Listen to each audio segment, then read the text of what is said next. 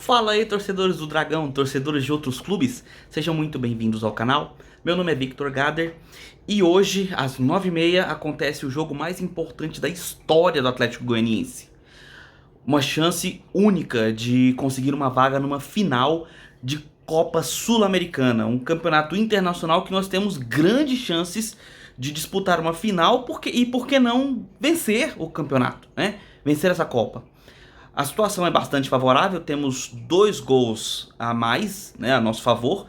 O primeiro jogo foi 3-1 aqui em Goiânia, mas essa diferença de 2 gols já aconteceu antes, na fatídica disputa de quartas de final, na Copa do Brasil contra o Corinthians. Então assim, a gente não pode sentar na vantagem, assim como fizemos lá no caso do jogo contra o Corinthians. O time tem que ficar ligado para não ficar somente na defesa e não sucumbir a uma nova virada como aconteceu no jogo anterior. Mas eu tô me adiantando, vamos falar um pouco sobre os dois times, vamos falar como é que eles estão chegando para esse segundo jogo da semifinal. E vamos fazer um apanhado de uma análise aqui para poder ter uma visão mais, digamos, analítica da partida. Vamos olhar a coisa de uma forma um pouco mais abrangente dos dois lados, tanto do Atlético quanto do São Paulo, beleza? Vem comigo. Primeiro do Atlético Goianiense, vamos falar um pouco do Dragão. O Eduardo Batista assumiu o time para comandar o primeiro jogo na semifinal contra o São Paulo. Foi o primeiro jogo dele como técnico do Atlético. E desde então ele adotou uma formação num 4-4-2, optando por 3 meias, no caso 3 volantes, de contenção, sendo que um seria um meia articulador, certo? Só que no jogo inicial, no primeiro jogo contra o São Paulo, houve uma situação atípica, que foi a expulsão de um jogador do time adversário. O Igor Gomes foi expulso e no intervalo do jogo o Eduardo Batista abandonou o 4-4-2 para assumir um 4-2-3-1, tirando um volante, que no caso daquele jogo foi o Gabriel Baralhas, e colocando no lugar o Shailon. Então o time voltou a ter uma formação muito parecida com o que tinha com o Jorginho. E aproveitando, obviamente, o favorecimento, afinal tinha um jogador a mais em campo, conseguiu se impor diante do São Paulo e fez o placar de 3-1. No jogo seguinte, contra o Atlético Mineiro, a formação 4-4-2 não deu muito certo durante o jogo. Tanto é que quem viu o jogo contra o Atlético Mineiro percebeu que dos 3 volantes armados novamente no 4-4-2, o Marlon, que é o meia articulador, ele não estava de meia articulador coisíssima nenhuma. Ele estava jogando pela direita, auxiliando ali as subidas do Dudu, e estava deixando o meio muito aberto, porque os meias escolhidos, os volantes escolhidos naquele jogo, foram William Maranhão e Gabriel Baralhas novamente. Só que esses dois jogadores, eles não são armadores, eles não têm uma boa saída de jogo. Dessa forma, o time se mostrou um pouco frágil no ataque. Defensivamente, até que o time se manteve bem no jogo. Apesar de ter saído perdendo no primeiro tempo, o gol, no caso o gol do Atlético Mineiro, que aconteceu no finalzinho do primeiro tempo, ele foi mais uma jogada individual, como se diz, foi uma jogada mérito completamente do jogador do Atlético Mineiro, do caso o Keno, do que realmente uma falha defensiva ou algo do tipo. Só que um time que está precisando vencer, que está precisando sair da situação difícil que está na zona de rebaixamento, não poderia ficar jogando num 4-4-2 tão defensivo. Ele precisaria fazer o gol. E aí, o que se viu foram cruzamentos pela direita, bolas lançadas para o Jefferson do lado esquerdo e ele ficando bastante isolado. Ele não conseguia nem cruzar, nem fazer nenhuma triangulação. Então, essa formação 4-4-2, ela não me agrada, ofensivamente falando. A situação agora, no caso da Copa Sul-Americana, é outra. Não é um jogo que nós temos a obrigação de vencer. Nós temos que sustentar um placar que seja capaz de nos dar a classificação. Ou seja, o Atlético pode até mesmo perder por um gol de diferença. Agora, não me entenda errado, eu não estou falando aqui que o Atlético tem que jogar na defesa, que o Atlético precisa segurar o resultado, jogar com o regulamento debaixo do braço e não propor o jogo. Não é isso que eu estou dizendo. O que estou falando aqui é que um 4-4-2 no jogo contra o São Paulo talvez funcione, principalmente porque se você parar para pensar, o São Paulo ele joga numa formação que favorece as subidas dos laterais adversários. O Dudu e o Jefferson provavelmente terão bastante liberdade para subidas, porque os laterais do São Paulo, que joga num 3-5-2, eles costumam deixar espaços em suas costas. Então lançamentos para o Dudu e lançamentos para o Jefferson podem servir bastante para as subidas do ataque. E também, aproveitando essa formação 4-4-2, a gente consegue anular subidas e triangulações no meio, que são jogadas, por exemplo, realizadas pelo Pablo Maia ou Gabriel Neves, né, que joga na mesma posição, e subidas no Nestor, por exemplo, e principalmente fechar as investidas do Patrick, que virá como titular do São Paulo nessa partida, visto que o Igor Gomes foi expulso no jogo anterior, então ele está suspenso, né? Então, essa formação que o Atlético assume de 4-4-2, ela pode sim funcionar, não é a minha favorita, de longe, mas claro, não sou nem um pouco dono da verdade, eu não sou um técnico profissional, eu entendo um pouquinho ali de, né, entendo um pouco para poder fazer comentários técnicos, mas o técnico obviamente sabe muito mais do que eu, ele tá lá dentro envolvido com o elenco, então ele sabe muito bem como é que ele vai postar o time. Eu não gosto do 4-4-2, mas acredito que pode funcionar contra o São Paulo. No caso dessa formação, o Atlético deve vir com o Renan no gol, nas laterais Dudu e Jefferson, no meio Wanderson e Klaus, desculpa, na zaga Wanderson e Klaus. No meio ele vem com os 3 volantes, sendo que dessa vez no lugar do William Maranhão entra o Edson Fernando, afinal o William Maranhão não está inscrito, né, na Copa Sul-Americana, então entra o Edson Fernando, o Gabriel Baralhas e o Marlon Freitas. E para auxiliar essa formação de 4-4-2, o meia ofensivo vai ser o Jorginho, que entra como titular. Na frente, o Wellington Rato e Diego Churin, né, Diego Churin. Então, essa formação que o Atlético deve assumir para essa partida contra o São Paulo. Já o Tricolor, por sua vez, vem no clássico 3-5-2 que o Rogério Ceni gosta de formar. Outra formação que, para mim, e aí é uma opinião, né, de torcedor, opinião de pessoa que acompanha o futebol, é uma formação bastante capenga para o São Paulo. O São Paulo ele vem com 3 zagueiros. A formação básica deve ser o Felipe Alves ou o Jandrei no gol. Ainda não ficou muito claro qual dos dois ele vai usar. Na zaga, o Diego Costa, o Léo e o Ferrarese ou o Miranda, que está voltando de contusão. Ele estava, né, tinha se contundido, mas se recuperou. Tá à disposição para o Rogério Ceni escalá-lo. Então pode ser que entre como titular. Se não for ele, entra o Ferrarese. Aí os 5 da linha de meio são formados pelos 2 laterais, Igor Vinícius e Reinaldo. E os meias deve vir o Pablo Maia ou Gabriel Neves, que também era outro contundido que se recuperou e está à disposição do Rogério. Além dele, deve vir o Nestor. E na frente, substituindo o Igor Gomes, deve vir o Patrick, que é muito mais ofensivo e perigoso, na minha opinião, do que o Igor Gomes. Então, essa formação, por que eu falo que ela é capenga?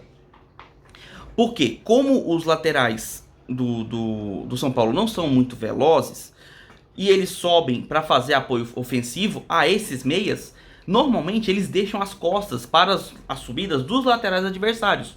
É onde o Atlético Goianiense, por exemplo, pode se aproveitar, com as subidas do Dudu nas costas do Igor Vinícius e do Jefferson nas costas do Reinaldo. Essas seriam as opções, por exemplo, para ataques do Atlético Goianiense. Por sua vez, o São Paulo pode aproveitar essa formação para fazer uma imposição ofensiva nas laterais, com triangulações entre os seus meias e o lateral, por exemplo, o Igor Vinícius ali triangulando com o Patrick e o Pablo Maia ou Gustavo Neves, e pela esquerda o Reinaldo fazendo a triangulação com o Nestor, novamente com o Patrick também, né? Obviamente temos que lembrar que os atacantes, o Caleri e o Luciano, eles muitas vezes voltam para auxiliar essa formação ali no meio e auxiliar a armação do time. Nesse caso, é muito provável que o São Paulo apele bastante para os cruzamentos, para encontrar Luciano e Caleri na área e tentar os gols de cabeça, que tem sido a grande maioria ultimamente no time do São Paulo. Esse é o cuidado que o Atlético Goianiense precisa ter com as bolas aéreas, que é o grande forte desse time tricolor atualmente. O retrospecto do São Paulo nos últimos jogos é motivo de alegria para o torcedor atleticano. Porque, vamos lá, o São Paulo, assim, primeiro, vamos falar da parte negativa para o Atlético Goianiense, beleza? Na Sul-Americana, o São Paulo não perdeu nem empatou nenhum jogo em casa. Foram 5 jogos e 5 vitórias, sendo que 3 desses jogos o São Paulo conseguiu vencer por 2 gols de diferença ou mais. Então, assim, é uma coisa a se preocupar, é para abrir o olho realmente, porque em casa, na Sul-Americana, o São Paulo tem sido forte. Porém, se a gente olhar os últimos 10 jogos do São Paulo em casa, foram 4 vitórias, 3 empates e 3 derrotas, sendo que os últimos 4 jogos foram 3 derrotas e um empate. E se você olhar num contexto geral, os últimos 10 jogos em geral, todos, somando todas as competições, Copa do Brasil, Campeonato Brasileiro e Sul-Americana, nos últimos 10 jogos o São Paulo só teve 2 vitórias. Sendo que, além dessas 2 vitórias, foram 2 empates e 6 derrotas. Lembrando que os últimos jogos aí, né, de mata-mata do São Paulo, ele perdeu pelos mesmos 3-1 para o Flamengo e para o Atlético Goianiense, né, no último jogo de quinta-feira passada. Essa Sul-Americana está sendo fundamental para a economia, né, para as economias do Atlético Goianiense. O dinheiro que está entrando desse campeonato é absurdo. Olha só para vocês terem uma noção. Se o Atlético Goianiense classificar para a final e for campeão, ele embolsa 5 milhões de dólares. Na cotação hoje dá o quê? 25 mil reais? 25 milhões de reais, aliás. Né? Então pensa na grana, no volume financeiro que entra nos caixas do Atlético. Seria maravilhoso. Mas beleza, supondo que a gente consiga classificar para a final, mas eventualmente não consiga vencer, né? Vamos evitar pensar esse tipo de coisa, mas beleza. Nesse caso, o Atlético embolsaria 2 milhões de dólares, o que daria em torno de uns 10 a 12 milhões de reais. Se a gente somar todas as fases, né, da Sul-Americana até aqui, o Atlético já embolsou 14 milhões 360 mil reais até aqui. Então, né, é um valor que vale a pena o time investir para conseguir montar um elenco, conseguir contratar um técnico que consiga pelo menos levar o clube a esse campeonato internacional, porque o retorno financeiro vale o investimento. É muito melhor você gastar, ter um gasto ali maior com um elenco, com um técnico que tenha essa visão mais competitiva, que consiga levar o time a competições melhores, a posições melhores no Campeonato Brasileiro, do que você economizar o dinheiro e correr risco de não participar dessas competições. O retorno financeiro vale o investimento, né? Para vocês terem uma noção, somando com a Copa do Brasil, o Atlético Goianiense já embolsou 25 milhões 440 mil reais em premiações, desde as primeiras fases da Copa do Brasil e também na Sul-Americana. Somando as duas competições, esse foi o montante já embolsado pelo Atlético e pode aumentar caso a gente consiga classificação para a final. Por último, eu quero deixar um recado, deixar o meu abraço, os meus sentimentos a todos os torcedores do Goiás, sim, do Goiás, os torcedores esmeraldinos, e bem como para todos os familiares e amigos do dirigente Railê Pinheiro, que nos deixou na data de ontem, no dia da independência, 7 de setembro. E falar um pouco sobre o Railê Pinheiro, porque, assim, se o clube Atlético Goianiense hoje tem uma visibilidade nacional e outros clubes são conhecidos fora do estado, tudo começou com o trabalho que o Railê Pinheiro fez no Goiás. Nos anos 60 e 70, o Goiás chegou ao ponto de quase desaparecer. Ele chegou a situações críticas em seu funcionamento. Você puder uma olhadinha na internet, é fácil você encontrar a história desse renascimento desse clube goiano. E o Railê Pinheiro, com seu trabalho e toda a sua comissão, toda a sua dedicação ao clube fez com que o Goiás, de um clube quase desaparecido, se transformasse em uma verdadeira potência nacional. Porque sim, o Goiás Esporte Clube é um time nacionalmente respeitado. E se isso é assim hoje, em 2022, muito se deve ao trabalho realizado pelo Ailê Pinheiro em todos os seus anos à frente do clube.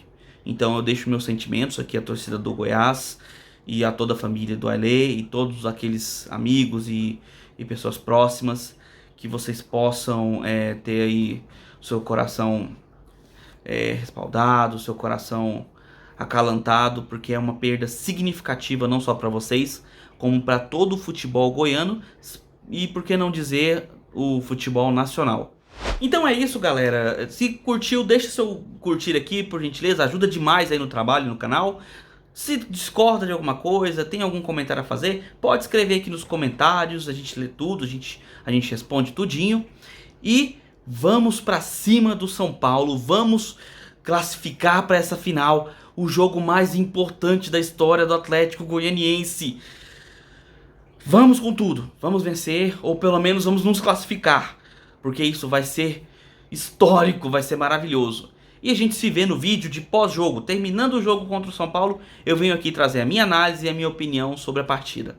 É isso, galera. Um abração do torcedor atleticano.